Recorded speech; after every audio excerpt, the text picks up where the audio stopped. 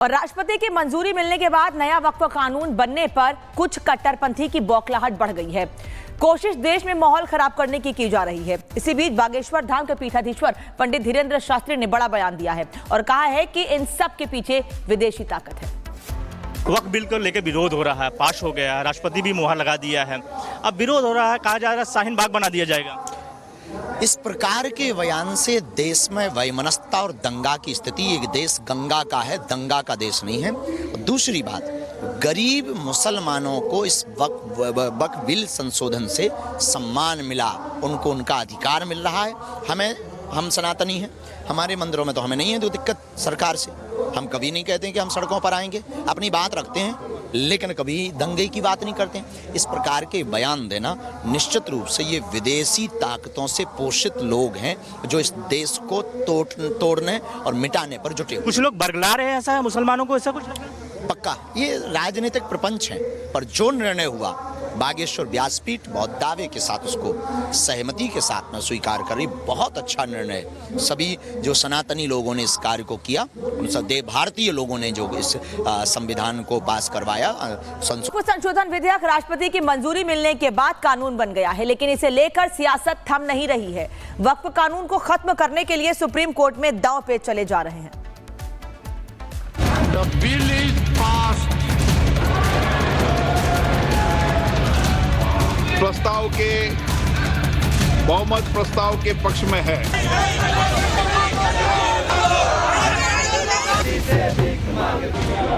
The bill is passed. वक्फ संशोधन विधेयक के कानून बनते ही अब वक्फ बोर्ड को 6 महीने के भीतर अपनी वक्फ संपत्ति की सही जानकारी देनी होगी। वक्फ बोर्ड को अपनी संपत्ति को सेंट्रल डेटाबेस पर रजिस्टर करना होगा। 6 महीने के भीतर अपनी प्रॉपर्टी का पूरा ब्यौरा पोर्टल पर अपलोड करना होगा। लेकिन वक्फ संशोधन बिल के कानून बनने के बाद भी इस पर सियासत हो रही है। वक्फ संशोधन कानून के खिलाफ सुप्रीम कोर्ट में अब तक 6 याचिकाएं दायर की जा चुकी हैं। पहली याचिका बिहार के किशनगंज से कांग्रेस सांसद मोहम्मद जावेद ने दायर की। दूसरी याचिका AIMIM सांसद असदुद्दीन ओवैसी ने दायर की। तीसरी याचिका आम आदमी पार्टी के विधायक अमानतुल्लाह खान ने दायर की। चौथी याचिका association for protection of civil rights ने दायर की।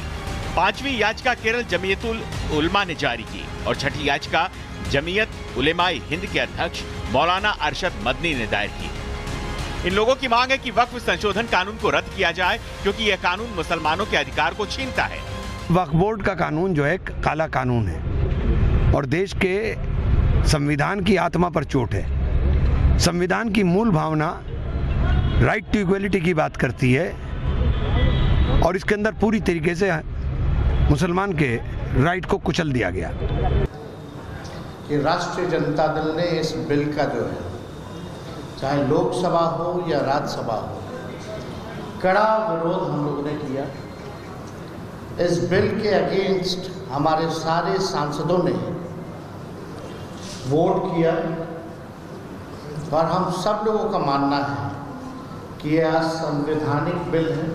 सरकार बनेगी इंडिया गठबंधन की, तो जो बिल में इन्होंने बिल पास किया है जो संविधान के विरुद्ध है,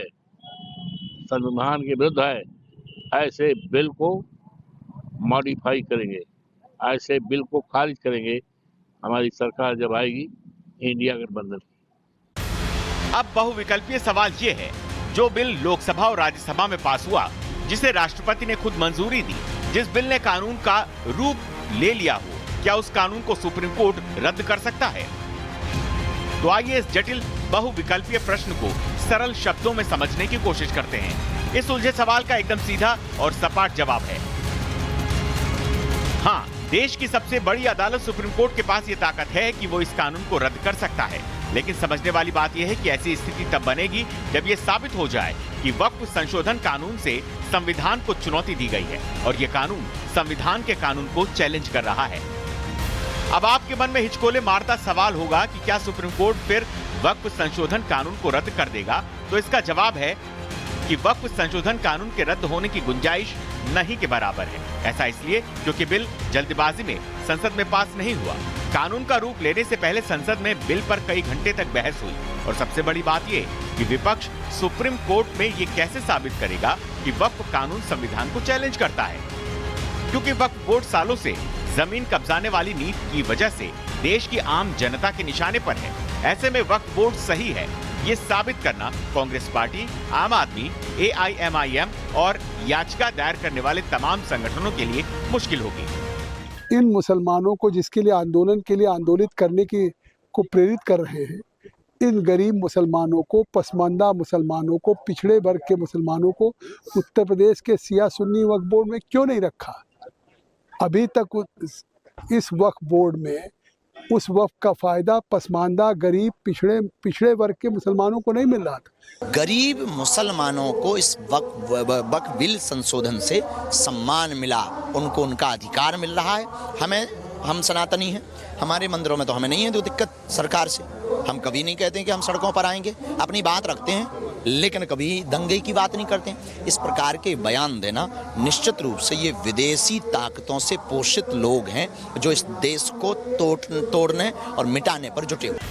भले ही वक्फ संशोधन कानून को रद्द करना इम्पॉसिबल लग रहा हो, लेकिन हकीकत पे देखें तो कानून का विरोध करने वाले कुछ टूलकिट गैंग इसे रद्द कराने के लिए एड़ी चोटी तक का जोर लगा रहे हैं। देश के प्रशिक्षित शैक्षणिक संस्थान JNU में तो वक्फ कानून का विरोध करने वाले कुछ छात्रों ने वक्फ बिल की प्रतियां तक जलाई और कानून के विरोध में प्रदर्शन किया। हालांकि वो ये भूल गए कि ये संसद से पास कानून है और संसद से पास होकर जब कोई बिल कानून बनता है उसे देश के हर नागरिक को मानना ही पड़ता है। Report, Republic Bharat. नए वक्फ कानून पर विरोधी जमकर सियासत कर रहे हैं। जाहिर है वोट बैंक इसके पीछे वजह है, लेकिन NDA पूरी ताकत के साथ कानून के साथ खड़ा है, जिसका मकसद गरीब मुस्लिमों को हक दिलाना है। मैं समझता हूँ अब इन बातों का फैसला जनता जनार्दन करेगी और सबसे ज्यादा इन मामले को लेकर अभी लोग सुप्रीम कोर्ट गए हैं और जा रहे हैं। तो मामला अभी शुरुआत है, ये मामले का अंत नहीं है, ये आखिर नहीं है। उम्मीद करता हूँ, ये आशा है, यह रादर विश्वास है कि सुप्रीम कोर्ट से हमारे लोगों को, जो लोग इस बिल के बारे में गए हैं सुप्रीम कोर्ट में, उनको इंसाफ मिलेगा। बहुत ही जन विरोधी कानून है, ये सब पे लागू होगा। कलेक्टर चाहे जिसकी मंदिर की, मस्जिद की, गुरुद्वारा की, चर्च की जमीन को चाहे जब कह सकता है कि ये नजूल की जमीन है और इस पर हम कब्जा करें। वक्फ बिल लाने का उद्देश्य सरकार का कि ज्यादा पारदर्शिता और जिस पर्पस के लिए लोग वक्फ करते हैं वो सही जगह जाए, ये उद्देश्य था। और हम लोगों की पार्टी के भी JPC में मेंबर थे। आदरणीय मुख्यमंत्री जी से बहुत सारे लोग मिले विभिन्न संस्थाओं के, और मैं भी उस मीटिंग में था, और जो उन लोगों ने सुझाव दिया वो सारे कंसर्न हम लोगों ने रखे हैं। अब मुझे लगता है कि इसके प्रयास से गरीब हैं उनके लिए ज़्यादा इसका फायदा मिलेगा, थोड़ी पारदर्शिता आएगी और सही जगह वो पैसा लगेगा। और राष्ट्रपति की मंजूरी मिलने के बाद नया वक्फ कानून बनने पर कुछ कट्टरपंथी की बौखलाहट बढ़ गई है। कोशिश देश में माहौल खराब करने की जा रही है। इसी बीच बागेश्वर धाम के पीठाधीश्वर पंडित धीरेन्द्र शास्त्री ने बड़ा बयान दिया है और कहा है कि इन सब के पीछे विदेशी ताकत है। वक्फ बिल को लेकर विरोध हो रहा है, पास हो गया, राष्ट्रपति भी मुहर लगा दिया है। अब